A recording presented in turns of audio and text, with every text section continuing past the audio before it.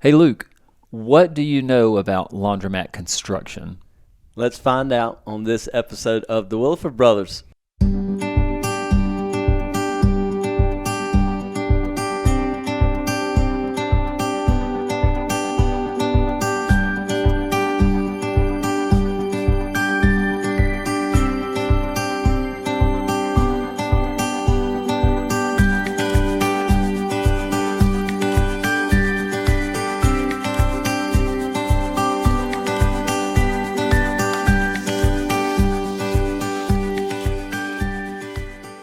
Welcome back to another episode of the Williford Brothers. We are your show hosts, Luke and Lee Williford. Today we're going to be talking about one of my favorite things is laundromat construction.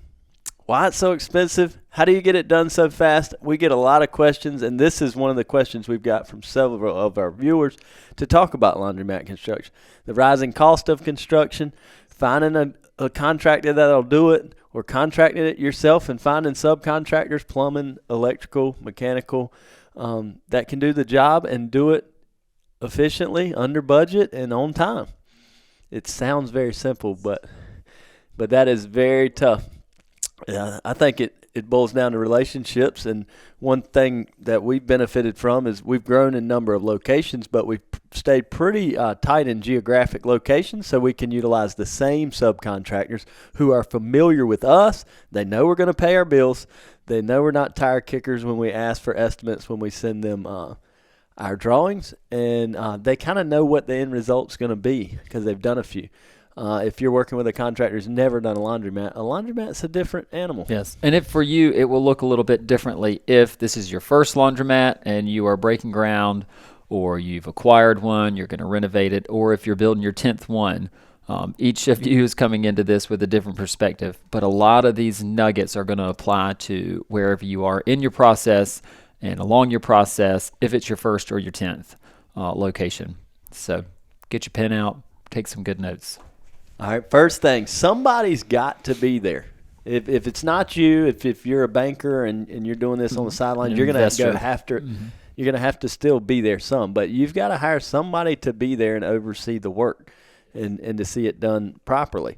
And there's a big difference in constructing a laundry that was previously a laundry and you're maybe just moving some utilities in constructing a laundry that was never a laundry before. Yes, know that on the front end, that if you are building out a store that was not a laundromat, the work you're going to have to do to pull in a lot of this infrastructure that Luke's talking about, gas lines, maybe even gas. Maybe there's not natural gas there right now. Electrical, maybe you have 200 amps worth of power and you need 600 amps worth of power. Plumbing, maybe you have a half-inch line that comes into the building and now you've got to have an inch and a half. You know what all that looks like. And your plumbers will know the work to do, but it will be on you and someone that you know who has some industry insight to create all the plans that have to be in existence for all these subcontractors to review and base their work on. So yes, plan ahead, take notes, and you'll avoid some of the pitfalls and some of the stupid tax that you might pay along the way otherwise. And most of the time, if you're looking at building a laundry, you're working with your distributor, and a lot of time they offer the services of either general contracting or at least helping you come up with the design, layout, mix, and the drawings. Yep. So you need to get with the architect or engineer. Yes. Just be careful if you're working with a distributor, and this isn't a disparate, this isn't to speak poorly of anybody, but just know that they are also trying to sell you as much equipment as possible. So you likely need 25% less of the equipment that they're going to sell you. So that will adjust your layout and can ease up on how many water lines you're drawing, how much concrete you're cutting up and things like that, to make sure that you have your washers grouped together so that you don't have things over here and here. All your infrastructure is in line and streamlined to be efficient, so that your installation costs are a lot less too. So just be mindful of that. And if you're new to the industry, this laundromat construction can seem really complicated, like taxes would for me, or if I change careers. Yeah. So it can seem very complicated. And by it seeming very complicated to you, contractors can feel that and they can utilize that to their advantage. They can give you higher prices and whatnot. That's why I always say our boot camp. People come down. When you go back to your contractor and you leave our boot camp, you are questions informed. To ask. You are an informed investor rather than somebody going, I don't know, just sock it to me, basically. So it's very simple. You've got water coming into the building. It's got to be at least 1.5 inch, prefer 2-inch water line. You've got, drain. Drain needs to be PVC. If it's cast iron, go ahead and prepare. You're going to want to cut that up most likely. We do have a few stores that the cast iron, knock on wood, hasn't given trouble. But yeah, you want at least 4-inch sewer line, preferred 6, or greater inch sewer line, and with cleanouts, strategically placed, multiple cleanouts, not in the middle of the aisle. We did that recently where customers have to walk over the cleanout, but we made sure it's really level with the tile floor. But yeah, your water lines and your drain lines, because you got water coming in, water going out. Same with washers. They can get really complicated when you open the top of a washer, but when you break it down, it's very simple. So if this seems like this tall task, it's not. You're going to put washers and dryers into place. Washers require electricity. Okay, so you're going to have a sub panel. You'll most likely buy a bulkhead if it's a new construction. Definitely the preferred. We recommend that. Yeah, contact Highmarks. Anybody who's out there doing bulkheads. We've got a lot of videos on it, and you can see we cut out the floor. We decide, and a lot of times our electric, sewer, and water will go in the same line in the ground. The reason we put our electric and water through the ground and not above head is because it eliminates visibility. Or if somebody coming in and sawing through it out of spite out of or sight, whatever, out of mind. Yeah. But it gets it out of sight, out of mind. It's underground, and it's insulated and covered. And we use materials. You'll use materials up to code that last a really long time, so you don't have to worry about, what if it springs a leak 5 years from now? Yes, unless something was wrong, something malfunctioned big time, you're okay. And a store recently, we didn't replace outside under the parking lot, and when we went to get our pressure test on our water line, it wouldn't hold pressure because there was a minor leak in the parking lot. So we went ahead and sawed up the parking lot and replaced that section of water line as well. I wouldn't have expected. Who knows how long that leak's been there? That was an active laundromat. But so let's back to washers. So we're bringing power in, typically 100 or 200 amps to a sub panel that feeds the washer bulkhead. The bulkhead's what kind of is behind the washers or in between washers that houses your sewer, drain troughs, whichever way you do it, and your electric and your water pipes. So those things, you come in, and then an electrician's going to take, and he can put a plug or he can whip right in from the breakers in that sub panel over to each individual washer, which is typically 208, 240. Just make sure those match. If you're going to have a custom bulkhead built, just make sure that the equipment that you order matches the amperage for whatever, or the voltage for whatever machine you're going to have in that location. So you're going to lay out your store. You're going to know which equipment goes where. Bulkhead's going to be built based on that layout, and just make sure that your electrical needs match the equipment that's in place and the bulkhead that you're having designed. Yeah, and they'll do all of that. I've made those mistakes before. Like we did a store and we brought in equipment that was had been pre-ordered for another store, and we put it in, and it didn't match up. So then you have to make amends, and that happens. But and do it on the front end. The newer equipment, praise the Lord, can be single or three-phase, which is amazing. Yeah, that used to really get us. Single-phase versus three-phase. Now, when you install a three-phase machine and then you realize the store's only got single-phase, that's a sad day, partner. We have done that before. Shout out to my brother-in-law, Josh. We did that together in Williamston, I remember. But, yeah, it can be single or three-phase. The only equipment that sometimes on washers, I know for us, the smaller 20 pounds, they can be 120-volt or 208, 240. So that's a preference when you're ordering. And we're talking right now about a new store you're ordering. Now, if you have a store, it's already got it, and maybe you're adding a few machines, an electrician can help you do that. But we're talking about laundromat construction kind of from the ground up, or at least building out a vanilla space into a laundromat. Or taking a laundromat, completely gutting it like we recently did, and just going back with all new infrastructure because the infrastructure was really old. On the dryer side, you've got natural gas coming in, so you're going to need typically the meter will do about 3.4 million pounds of BTUs or whatever, and that's typically what the average laundromat is. But you'll need to go to your natural gas supplier, give them your drawings, and show them the demand, the BTUs for each washer and dryer. Like a Stack 50 dryer, I think, is like 205,000 BTUs. So if you got 10 of those, that's 2 million. You just add it up and to make sure that the meter there will suffice. And if for some reason you're at 4 million BTUs, it's a bigger store, you're just going to have an engineered meter put in place so it can provide. Yeah, there's lead times on those. Yeah, so you want to get with them early. But the natural gas supplier would be happy to set you up, especially if it's already there. If it's not already there, you've got to contact them, and I would do that before, signing a lease or buying a building. Make sure natural gas can be brought there. You can run it on propane, but that's not ideal. We've got a store recently we had to do that at. But make sure natural gas can be brought there, and they'll bring it there. Is it no charge, or what is the charge typically?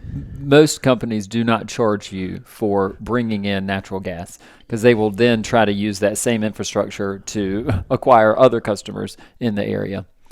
So we've never had to pay for any sort of natural gas lines.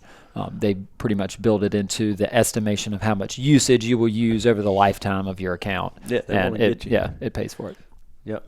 And the other thing on the dryers is you just have to have makeup air. You got air coming in and air going out. Mm-hmm. Room temperature air coming in. It heats, dries the clothes, and then hot air Sends going it back out your exhaust. We always like to independently exhaust our dryers, so that way they're not combined with.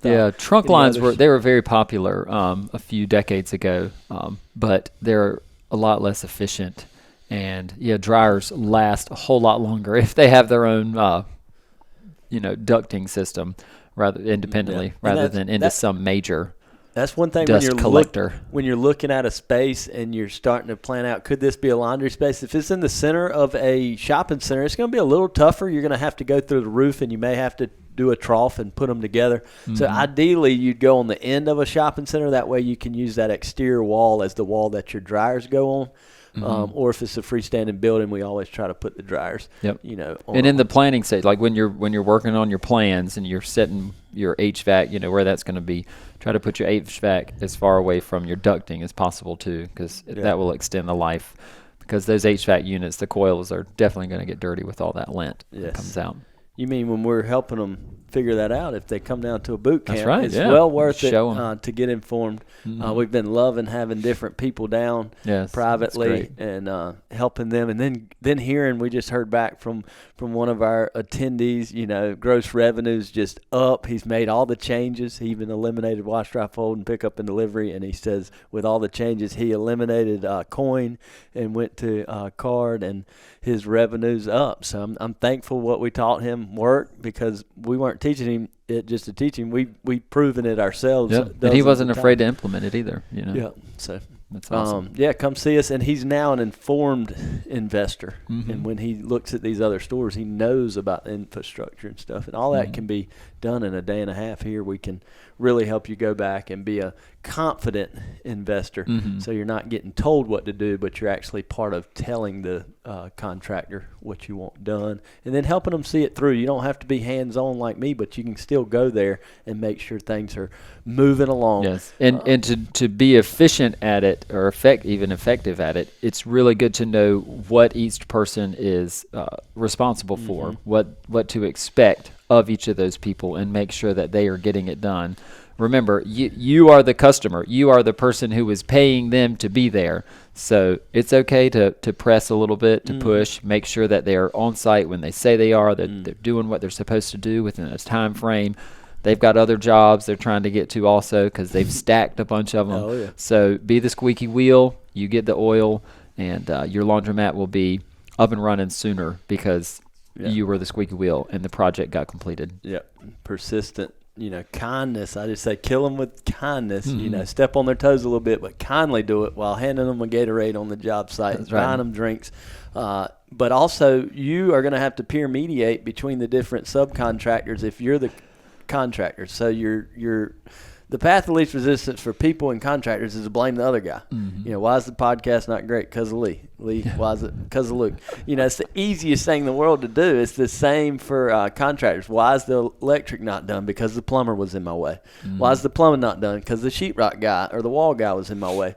Why is you can go on and on. Mm-hmm. But you've got to be there to make sure these guys are working together. Yes. Or you have to hire someone to be there, or Mm-hmm. you've just got to have a really good general contractor.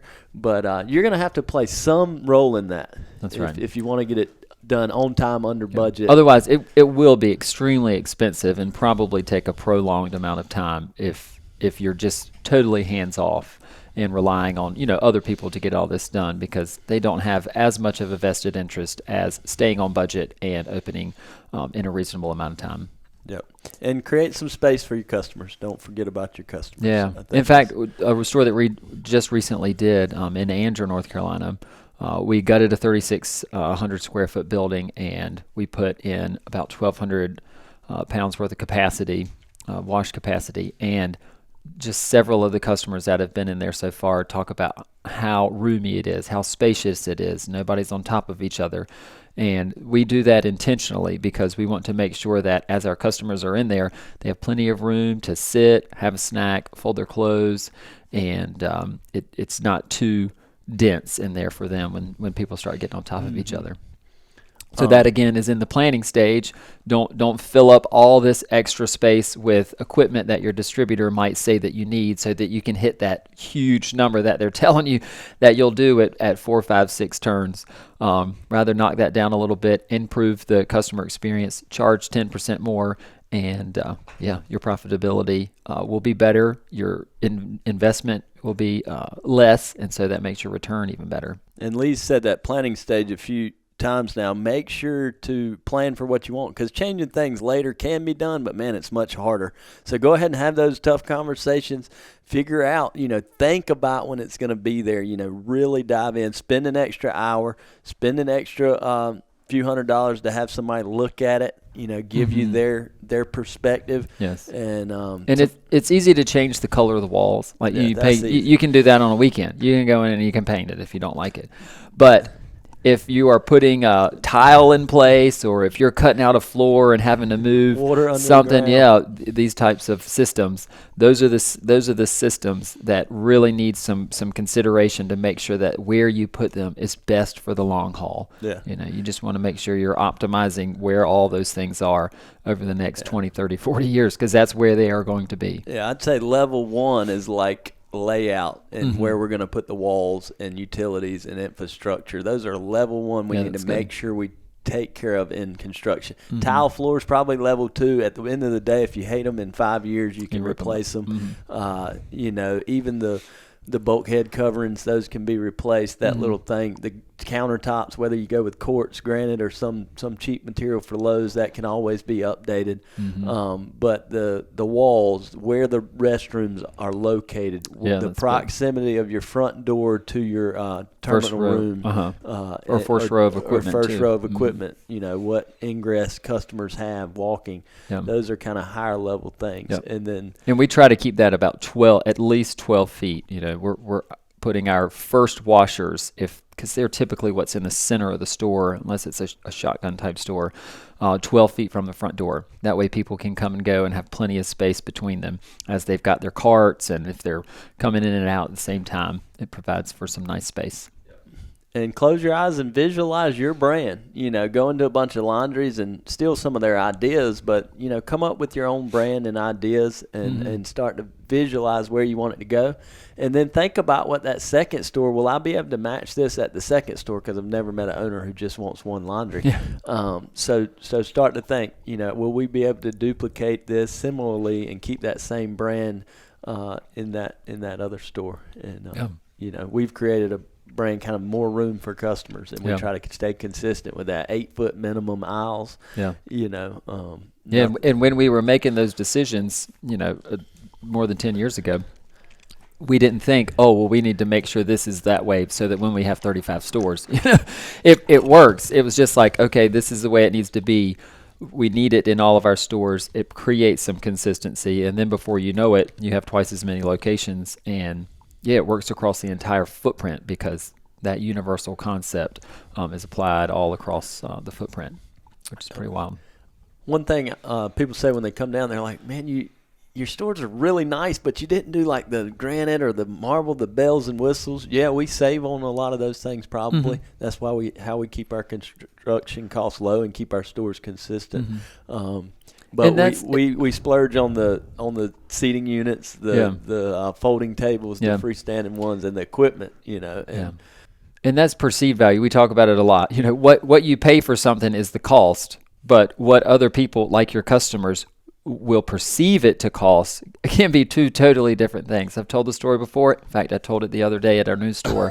We had a gentleman. Yeah, we had a gentleman in one of our new stores, and I asked him. He said, "These are the nicest floors I've ever seen. Why'd you put these in a laundromat? These are great. I love them." And he said, "How much you spend on them?" I said, "Well, how much do you think we spend on them?" And he thought for about 10 seconds, and he said, with all seriousness, $1 million. And so to me that said, this is funny, but it is also, wow, this man really thinks that we put that much money just into these beautiful tile floors, which are just porcelain, 1x2 tiles. And here it is. He thinks we've put all this money in it. So, we get kind of some of the bang for our buck in those type places without having to, do a whole bunch of extra stuff that may not have as much perceived value. And we've learned that over the course of doing multiple stores. You try this and it's like, well, that really doesn't matter. And so your next 5 stores, you don't do it. Yeah. Yep. One of the things we found that matters is opening the ceilings up. It just makes it look bigger. So we've taken on that cost. Our signature tile floors, like we talked about, we splurge on those. They're continuing to go up on price, I noticed. But it's well worth it, especially when customers feel like $1 million when they come in and think you spent that. Well, the cat in the room people want to talk about, I get a lot of people comment, well, what are you paying per square foot for construction of a laundromat? Well, that is a huge variable, folks. Mm-hmm. And even now, inflation over the past 2 years has been bonkers. Yeah, I feel like people that I talk to across the industry are like at $100 to $200 a square foot in construction cost. That's not including equipment or whatnot. And we are, many people ask, well, what we pay? Well, that's really not even close because we contract them. We use Stacy's license and a bunch of our giddy up and the same contractors every time, and they do a lot of work for us, service work and stuff like that. So we know where they're going to be at price-wise. They're extremely fair, and we've done it a lot. Whereas you might not know who you're calling, the electrician, and if you're not, prepared to have that conversation, and you're not a educated investor, they can take advantage of that, and so can the general contractors and whatnot, and you go from paying $100 a square foot for construction to $200, and that takes your store from being extremely profitable to not so profitable. It takes and from one store to potential 2 stores to maybe even just 1 store. Yeah, early on. Yeah. And, we're substantially under that average. We're $50 to $100 a square foot when we do projects. But that's because you see me. We're there. Lee's there. We're checking in. Our guys are there. We're doing the demo ourselves, We're sanding the sheetrock sometimes when our sheetrocker bails on us, like recently happened. But, it's but the more you're involved, the less expensive it'll be, and the closer you are to meet your time goal line. Yeah. And your second one's going to be easier than your first one. Oh, yeah. And your third one's going to be easier than your second one because you'll be a little bit more experienced. There are variables that come up, like dealing with maybe different municipalities, or maybe you had to let a sub go, or even your contractor go, and having to go through the process of finding a new one. Those things will happen. So just be prepared for the unexpected, for the crazy, and just stay laser focused on getting your store done the way it is planned for it to be, and keep your head level. make good relationships with not just the general contractor, the foreman, if it's a bigger company and you're working with a foreman, and the subcontractors who are there. They're humans, they probably live in a neighborhood around your town. They like to talk. They like Coke. They like cold water when it's hot. Those type of things. Yes, and most people just really appreciate when you appreciate them and the work that they're doing for you. So that stuff goes a long ways. Yeah, vet on the front end. Try to create a relationship. If it sounds too good to be true, it probably is. But vet on the front end so you don't have to fire that contractor. Get a plan together. Give timelines up front. Set your expectations up front. All of my contractors at the beginning of our project, they know the day that we're supposed to be open.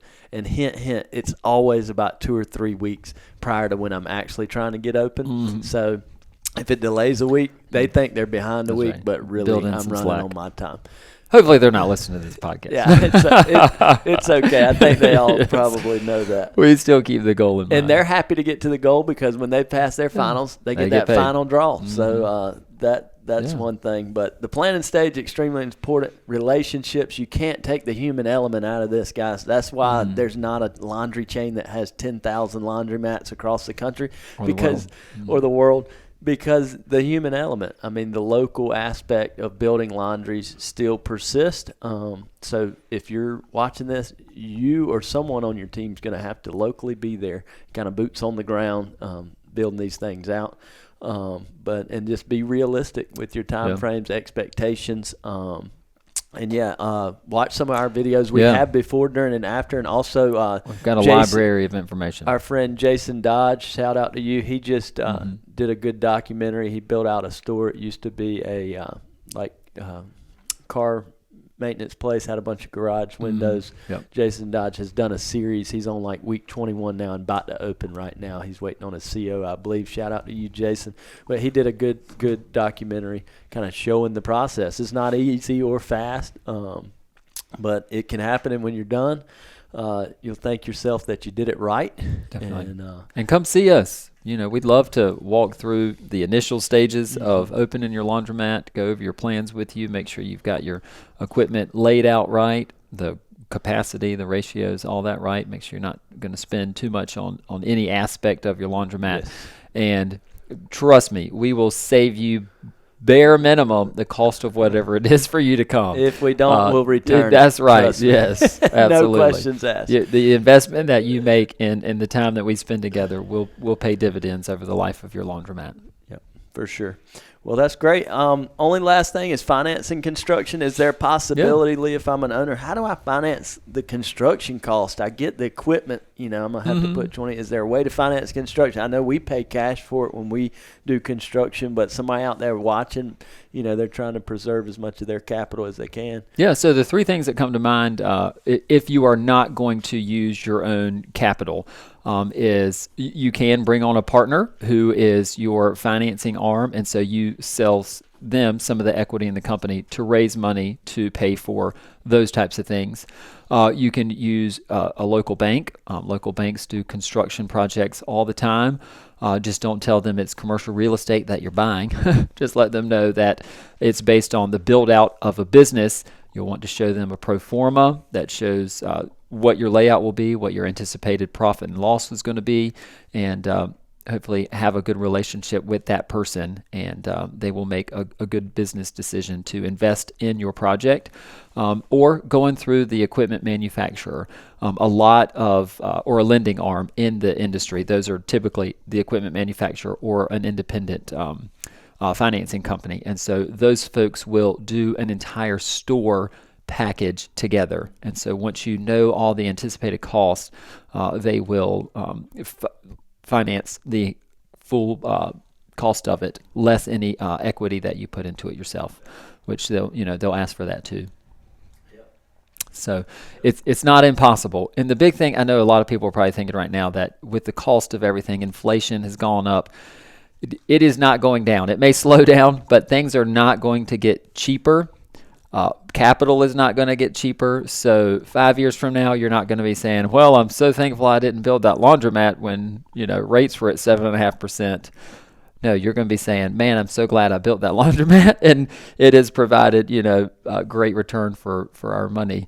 5 years from now, you will be glad that you went ahead and made that bold decision. Yep. We're blessed with a ton of resources in our industry. We just have to tap into them and use them. It can oftentimes at the initial stages of construction feel like an island. There's guys like Lee and I. There's other guys out there who'd be happy to consult with you and help you out.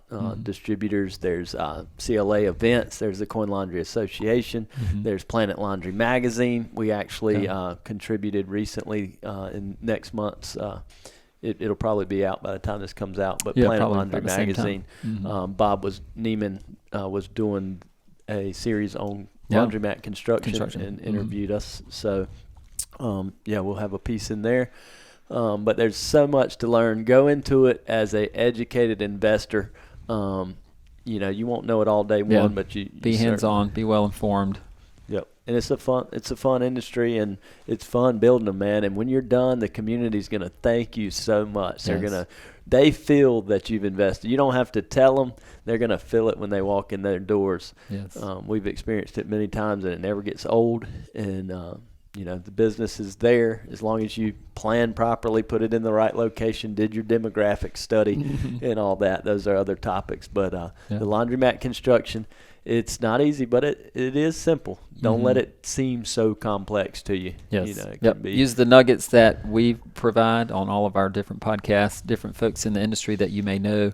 Put all that together and come up with a plan that really works, and stick to the plan. Yep. It's not a Rubik's Cube. Yeah. I can't solve one yet. So, but that's what I was thinking of. But anyway, it can be solved. Just get around some people who know how to solve it, and you'll solve it, and you'll do well. And your second one will be easier than your first one. But start today. Don't stay in the study. Study. Do not delay. Do not delay and soak up these without taking some action. It is hard work, but you got to take action. Go in laundromats, visit laundromats, figure out the layouts you like, you don't like. Take your clothes to laundromats.